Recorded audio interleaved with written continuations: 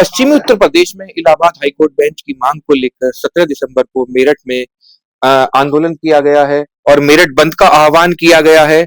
इसके साथ साथ लोकसभा में भी अभी ये मुद्दा उठाया था। बिजनौर के सांसद चंदन चौहान ने लोकसभा में मुद्दा उठाया था कि पिछले 50 सालों से ये मुद्दा उठ रहा है कि मेरठ में हाईकोर्ट बेंच की स्थापना हो, लेकिन अभी तक हाईकोर्ट बेंच की स्थापना नहीं हो पाई है। सभी वकील सारे संघर्ष कर रहे हैं। आइए हम बात करते हैं चेयरमैन सर से, संजय शर्मा जी से। सर, क्या कहना चाहेंगे आप, जो ये 17 दिसंबर को आपने मेरठ बंद का आह्वान किया है, इसमें क्या मांग है सर आप? देखिए, 17 दिसंबर को पश्चिम उत्तर प्रदेश बंद का आह्वान किया है केंद्रीय संघर्ष समिति ने।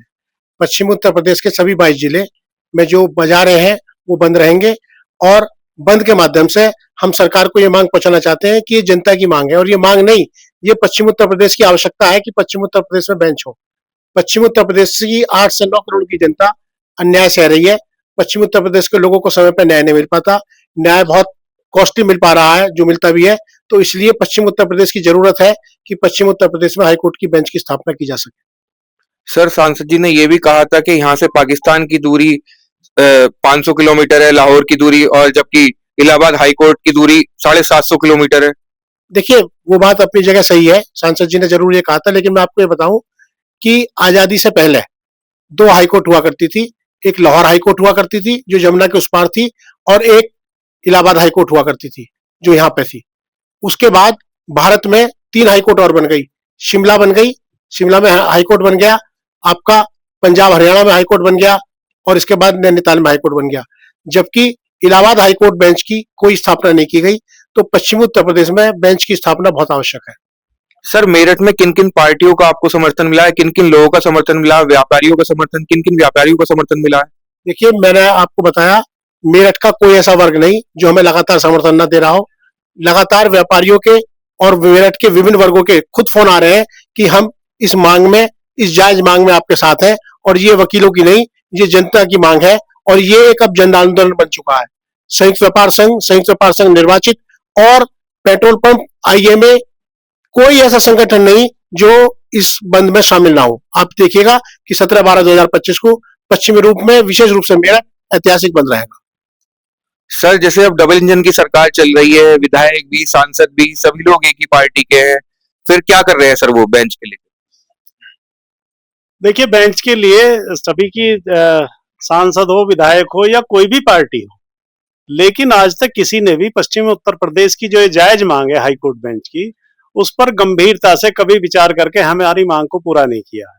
तो हमारा तो ये आंदोलन जो वर्तमान सरकार है, जो कि वही दे सकती है, उससे हमारी पूरी पुरजोर तरीके से, इसी क्रम में हमने 26 तारीख में अपने वेस्टर्न यूपी के जितने भी अपने सांसद हैं, सभी सांसदों को हमने घेरा और उनसे घेर के हमने मांग की कि भाई आप इस मांग को संसद में पुरजोर तरीके से उठाओ कि वेस्टर्न यूपी में हाईकोर्ट की बेंच की स्थापना क्यों ना कर दी जाए।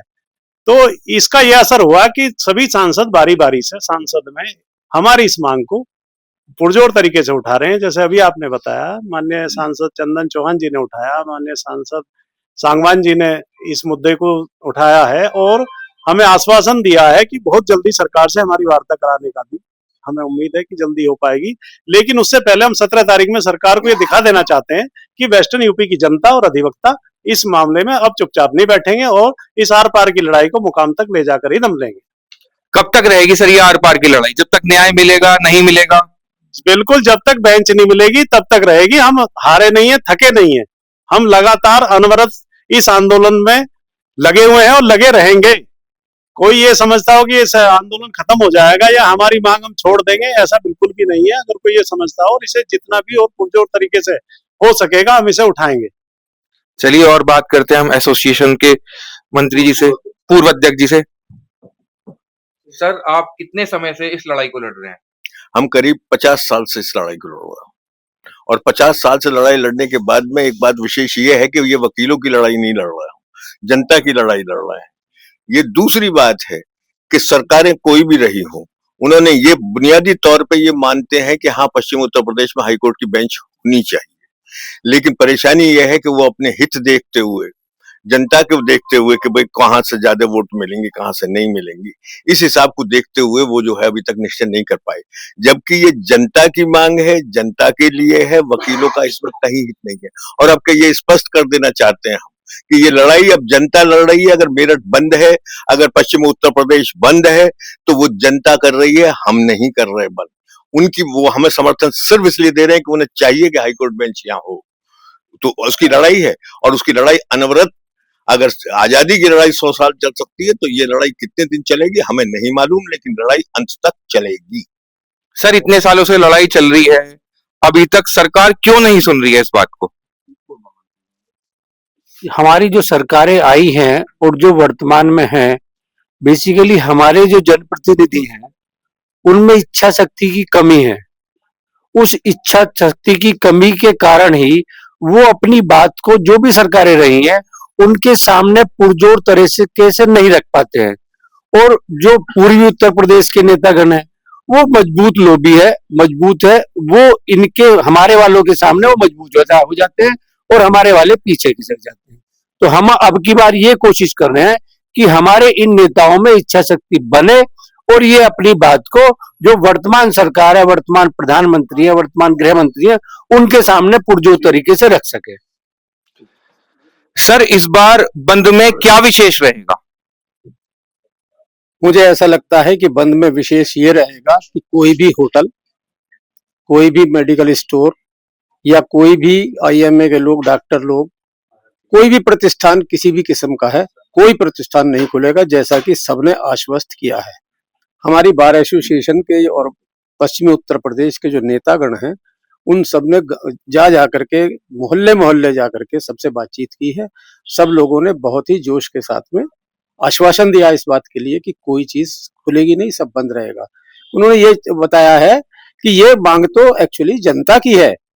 अगर मेरठ में हाईकोर्ट बेंच आती है या पश्चिमी उत्तर प्रदेश में जहां भी आती है, तो होटल का बिजनेस किसका बढ़ेगा? वकीलों का तो नहीं बढ़ेगा, जनता का ही बढ़ेगा।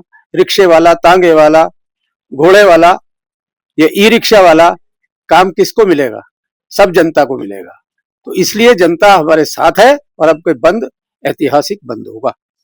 कहीं इस बंद से जनता को तो कोई परेशानी नहीं होगी? नहीं, जनता तो स्वयं बंद कर रही है, जनता को परेशानी कहाँ होगी? जब आदमी अपना थक जाता है तो वो क्या करता है?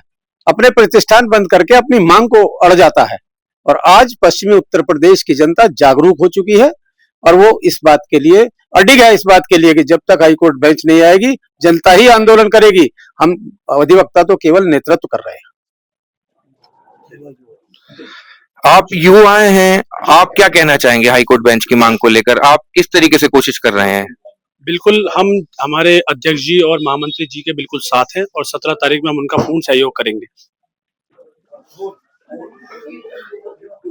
मैडम, बंद में आप लोग किस तरीके से समर्थन कर रहे हैं? समर्थन हम पूरे जोर शोर से करते हैं। जब तक पश्चिम उत्तर प्रदेश में हाईकोर्ट बेंच नहीं आएगी, हमारा प्रयास लगातार ऐसे ही बना रहेगा। जनता भी चाहती है, हम तो जैसे बाबूजी ने बताया नेतृत्व ही कर रहे हैं। जनता की भी मांग है और हम तो है ही प्रयासरत। ये जनता की मांग है। देखिए सभी का, बिल्कुल सर, बताइए आप। ये हाईकोर्ट बेंच की मांग जो है जनता के द्वारा उठाई हुई है और जनता ही इसका मुख्य रूप से जनता का ही नेतृत्व कर रही है और जनता ही हमें सहयोग दे रही है और हाईकोर्ट की बेंच हम लेकर के रहेंगे। देखिए सभी का यही कहना है कि हाईकोर्ट की बेंच हम लेकर रहेंगे और मेरठ में जल्द से जल्द हाईकोर्ट बेंच की स्थापना होगी। इसी को लेकर ये धरना जारी रहेगा लगातार। जब तक मेरठ में हाईकोर्ट बेंच की स्थापना नहीं होती है, तब तक ये धरना लगातार जारी रहेगा। वीडियो जर्नलिस्ट राजेश शर्मा के साथ सौरभ कौशिक, न्यूज़ 80 मेरठ।